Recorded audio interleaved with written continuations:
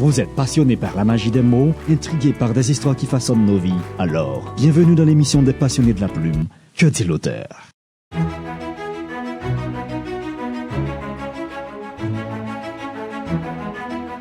Rejoignez-nous pour découvrir l'essence des mots. Que dit l'auteur sur la Hop Media Haïti, chaque dimanche à 18h.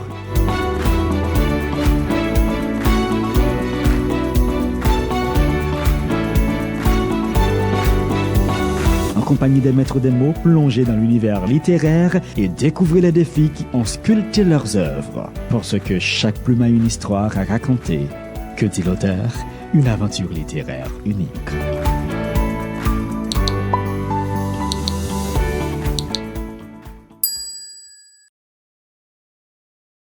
Docteur Segui, dans Adventisme liquide, vous présentez le psaume 150. Vous présentez le psaume 150 et j'ai par devant moi le psaume 150. Je vais le lire. Louez l'Éternel, louez Dieu dans son sanctuaire, louez-le dans l'étendue où éclate sa puissance, louez-le pour ses hauts faits, louez-le selon l'immensité de sa grandeur. Louez-le au son de la trompette. Louez-le avec le luth et la harpe. Louez-le avec le tambourin et avec des danses. Louez-le avec les instruments à cordes et le chalumeau. Louez-le avec les cymbales sonores. Louez-le avec les cymbales retentissantes. Que tout ce qui respire loue l'Éternel. Louez l'Éternel. Amen. Pourquoi Je dis Amen. Oui, c'est Amen. Oui. En fait, pourquoi ne pas prendre ce psaume littéralement? Ok. Est-ce qu'il y a un problème? Je vais répondre rapidement à la question. Et ce n'est pas seulement ce psaume que nous ne pouvons pas prendre littéralement. C'est les 150 psaumes que nous ne devons pas prendre littéralement. Pourquoi? C'est que les psaumes, c'est quoi un psaume? Un psaume, c'est une louange à l'Éternel. C'est une louange à l'Éternel qui est l'expression de l'expérience de quelqu'un que nous pouvons appeler psalmiste, qui lui-même a vécu avec l'Éternel. Par exemple, j'aime dire que Salomon ne serait jamais capable d'écrire le psaume 23. Pourquoi? Parce que Salomon, c'est quelqu'un qui a vécu toute sa vie dans un palais. Lorsqu'il est né, il a trouvé son père roi. Et à la mort de son père, lui-même, il est devenu roi. Donc, il ne comprend rien dans la vie de berger. Pour écrire l'Éternel est mon berger, je ne manquerai de rien, il faut comprendre ce qu'on appelle un berger. Ça, c'est un psaume qui correspond à la vie d'un homme comme David. OK? Et donc, les psaumes comme il ne faut pas. Les gens doivent comprendre qu'on ne peut pas lire toute la Bible de la même manière. Parce que dans la Bible, il y a divers types de textes. Lorsque tu lis Genèse 1er, au commencement du créé sur la terre, et il était soir, il était matin sur le premier jour, ça, tu lis une histoire. Tu dois lire ça comme une histoire. OK? Mais si tu lis, j'ai vu l'agneau sur la montagne, et avec lui 144 000, OK? Eh bien, tu dois comprendre que ce texte-là, tu ne peux pas l'appliquer littéralement parce que ce ne sont pas 54 000 personnes qui sont folles et qui marchent derrière un animal à quatre pattes. C'est un texte qui nous dit que Jésus, c'est l'agneau de Dieu. Et ces gens qui le suivent, ils pensent comme lui, ils ont le même caractère que lui.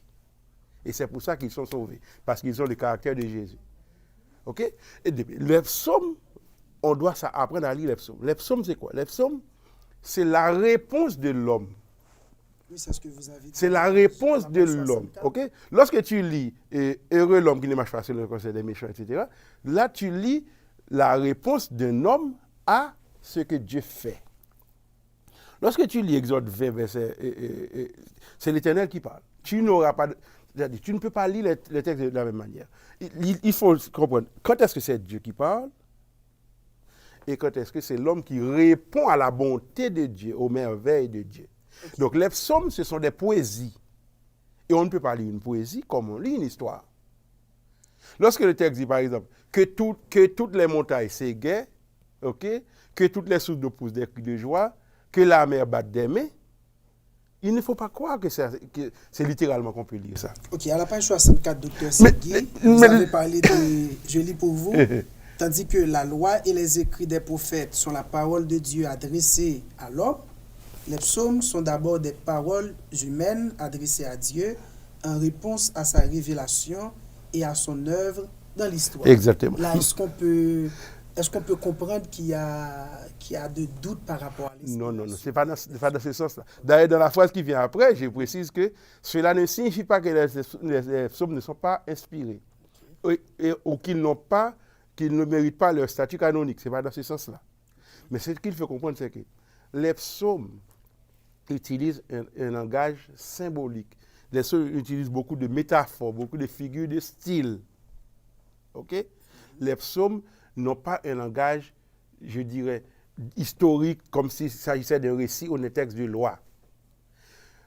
D'abord, le texte dit « Louez Dieu dans son sanctuaire ». Oui. OK. Où se trouve le sanctuaire de Dieu?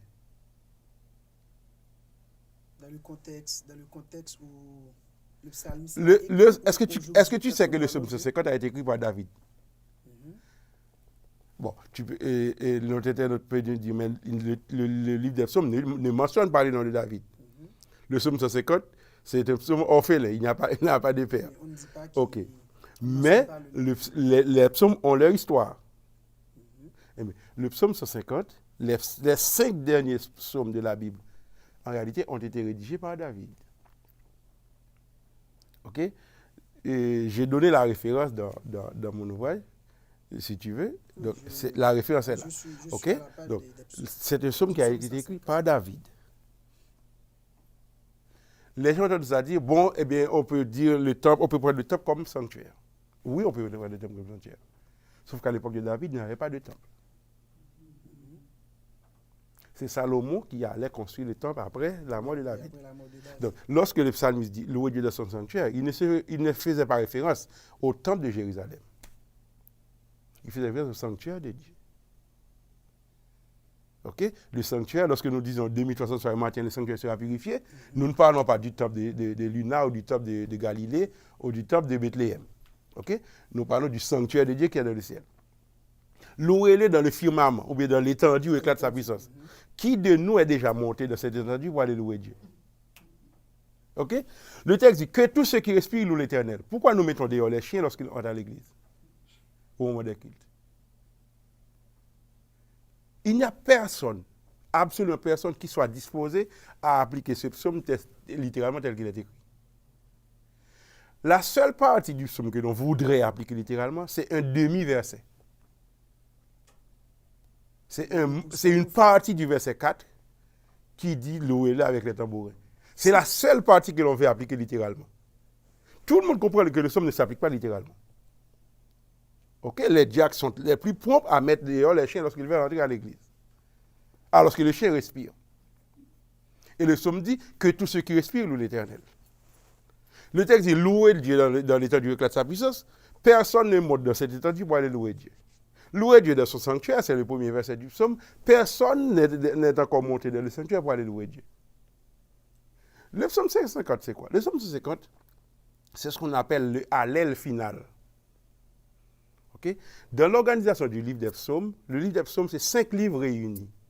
C'est de même que lorsque tu as dans les hymnes de louange, tu as des sections dans les hymnes de louange. Eh bien, les organisateurs des psaumes ont imité l'organisation que Moïse a donnée à ses premiers livres, les 5 livres, que nous appelons les 5 livres de Moïse, le Pentateuque. Ils ont copié cette même organisation.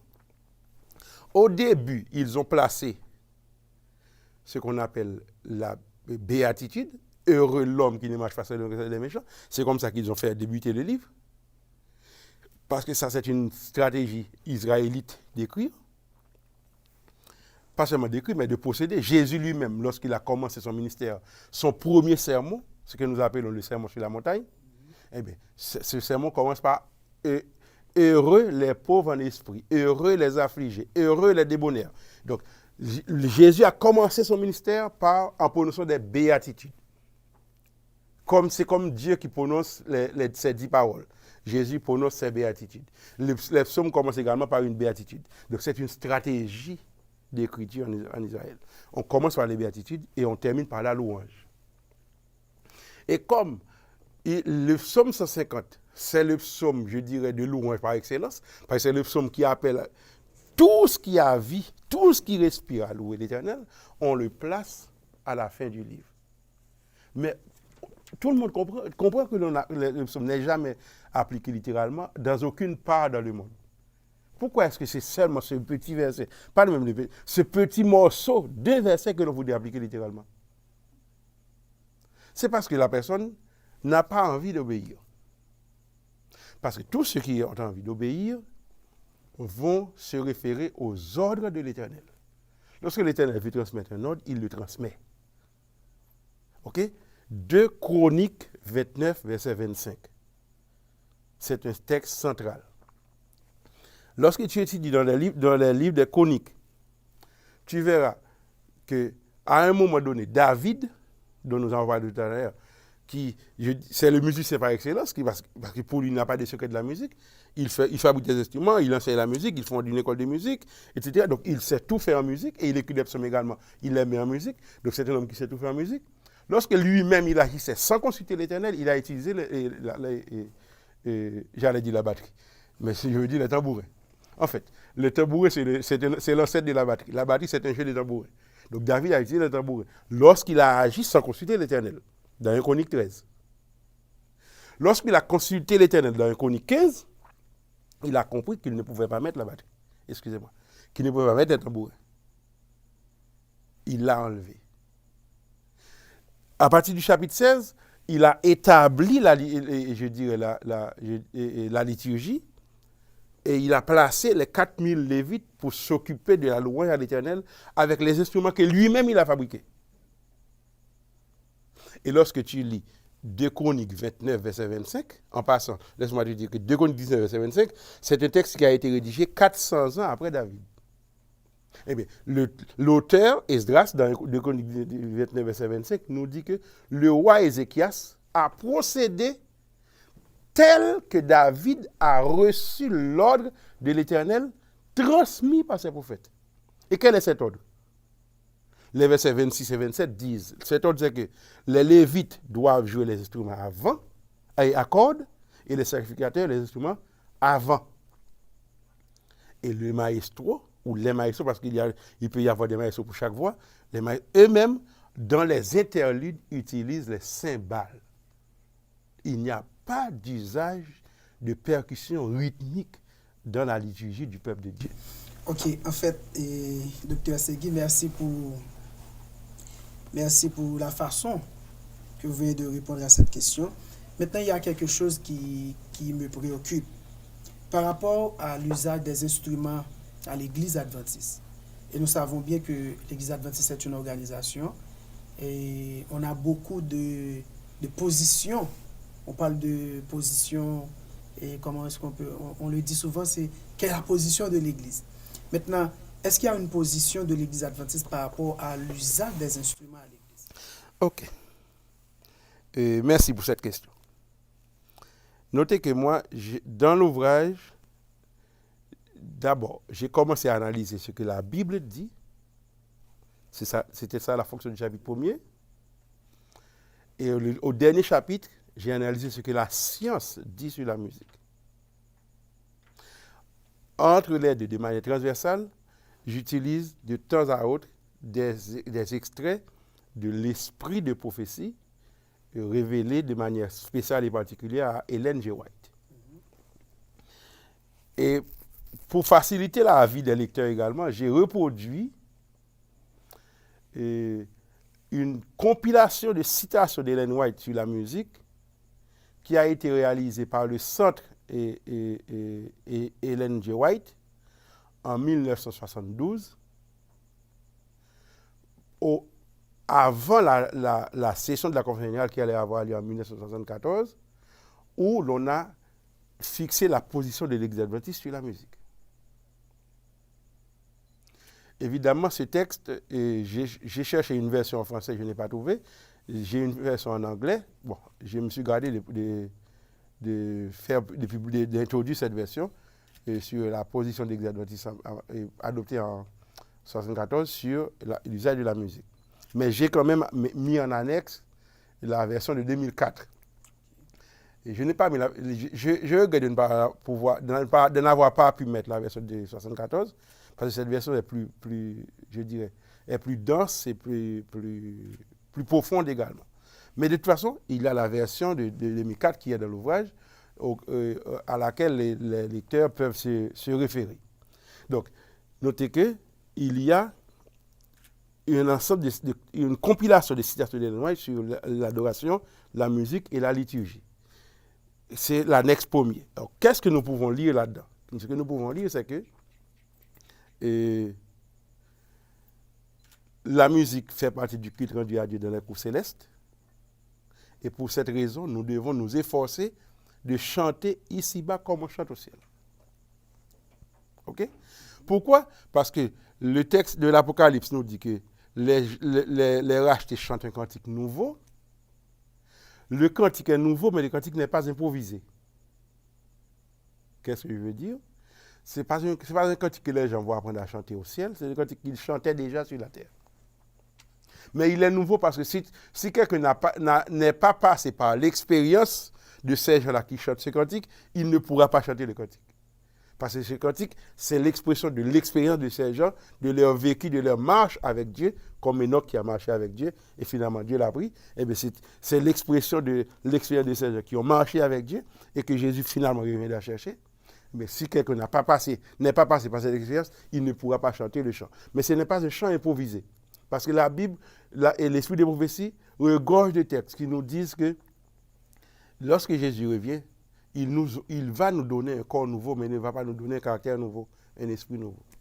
Ok, donc, quand nous parlons de la musique, nous comprenons que c'est un sujet très intéressant pour l'Église, parce que la musique à l'Église, ça contribue à glorifier Dieu et puis à l'édification des membres de l'Église. Maintenant, mais quand nous parlons de musique, nous voyons les styles de musique. Nous voyons les styles de musique. Comme pour Haïti, on parle de compas, et puis dans d'autres pays, on parle de styles différents. Maintenant, quand nous parlons de la musique à l'église, est-ce qu'on peut parler d'un style? Et si on peut parler d'un style, quel est ce style? Bon, moi, je n'ai pas parlé de style. Okay. Au contraire, j'ai dénoncé la tendance à se cacher derrière les styles. C'est ça le sens du titre du chapitre 2 ou 3. Derrière le style, c'est l'apostasie. Okay. Donc, le discours qui se cache derrière le style, en réalité, c'est un discours qui veut éloigner l'Église de la ligne que Dieu a tracée. Parce que la Bible ne fait pas de prescription sur les styles. Ou bien, si on voulait introduire cette question dans la Bible, sauf si on voulait dire que c'est le style de la musique qui est prescrit dans la Bible, c'est le style céleste. Eh bien, à ce moment-là, qu'est-ce qu'on peut dire du style céleste? Selon toutes les révélations de l'esprit des prophéties, eh bien, on voit que au ciel, il n'y a pas de gesticulation. OK? J'ai étudié 8 textes dans le livre de l'Apocalypse, dans le dernier chapitre, les 8 textes qui comportent des scènes d'adoration. Il y a des auteurs qui disent qu'il y a 12 scènes d'adoration dans l'Apocalypse. Moi, j'ai cherché, je me suis contenté de 8, parce que pour moi, ce sont ces 8-là que je peux considérer comme des scènes d'adoration. Qu'est-ce que je constate? Si on peut appeler ça style. Eh bien, c'est que l'adoration, c'est d'abord la tendance générale, c'est qu'on se prosterne devant Dieu. On ne fait pas de gesticulation. On ne gesticule pas. Et dans l'esprit de prophétie, il est clairement dit, il n'y a pas d'effort physique dans l'adoration à Dieu dans le ciel. C'est la principale raison pour laquelle, généralement, c'est une harpe qui est utilisée à chaque fois que la Bible, dans le livre d'Apocalypse, décrit une scène d'adoration. Parce que la harpe ne fait pas danser. La harpe ne se superpose par aux voix humaines. La harpe accompagne la voix. Parce que le meilleur instrument de musique que Dieu a donné à l'homme, c'est la voix. Et les instruments doivent accompagner la voix, mais sans se superposer à la voix. Donc, je ne sais pas si on doit appeler ça style. En tout cas, ce que nous comprenons, c'est que de la musique du ciel, c'est une musique mélodieuse, selon les adjectifs qui sont utilisés dans le film de prophétie, mélodieuse, harmonieuse, suave, sans effort physique, ni gesticulation. Donc, toutes les autres auxquelles nous avons l'habitude d'assister et qui font le contraire, ce sont des musiques qui ne nous préparent pas pour chanter la musique du ciel, parce que c'est sur la terre que nous devons apprendre à chanter la musique du ciel. Donc, ce sont des informations qui sont clairement détaillées dans l'ouvrage. C'est peut-être l'occasion d'inviter les téléspectateurs à dépoussiérer le livre, ou ceux qui ne l'ont pas encore, à se le procurer pour pouvoir réellement, c'est ce qu'ils doivent faire. Ah ouais, chers téléspectateurs, c'était en fait cette rubrique combien spéciale entre les lignes.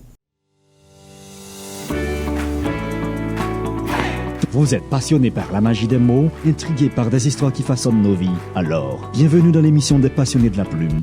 Que dit l'auteur?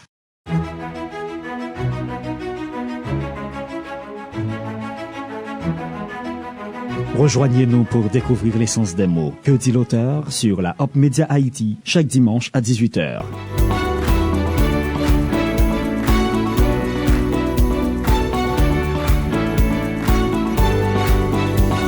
En compagnie des maîtres des mots, plongez dans l'univers littéraire et découvrez les défis qui ont sculpté leurs œuvres. Parce que chaque plume a une histoire à raconter. Que dit l'auteur? Une aventure littéraire unique.